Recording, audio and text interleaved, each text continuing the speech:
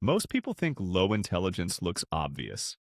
Slow answers, bad grades, saying the wrong thing. But what if it doesn't? What if you've spent years feeling behind, misunderstood, or quietly doubting yourself, while your mind is actually wired in a deeper way most people never notice? Stay with me because these four psychology backed habits are often labeled as low IQ, but the final one might actually reveal a rare form of intelligence hiding in plain sight. Let's start with something almost everyone feels ashamed of. 1. You ask a lot of questions. You double check. You clarify. You want things explained again, sometimes in different ways.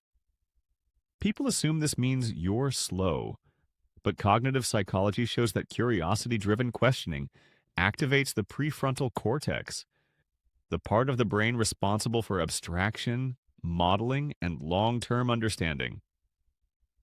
High-level thinkers don't want fast answers. They want accurate ones. Think about a student who keeps raising their hand, not because they're confused, but because they're trying to see how everything connects. And if that's you, it's not low intelligence. It's deep processing. And this next one explains why you might feel mentally exhausted more than others. 2. You overthink simple decisions. What to say? What to text? Which choice leads to the least regret?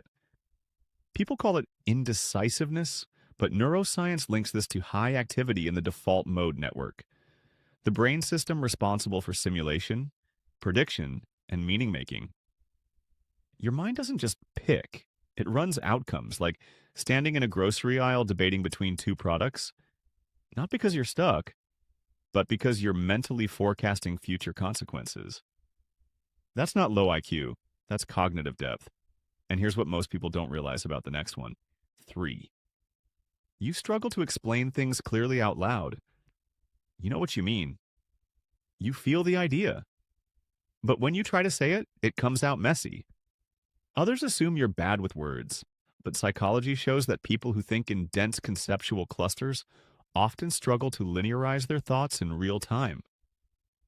Your brain works in webs, not straight lines. It's like having a full movie in your head, but only being allowed to describe it one frame at a time. That's not poor intelligence. That's compressed intelligence. Now the final one, and this is the most misunderstood. 4.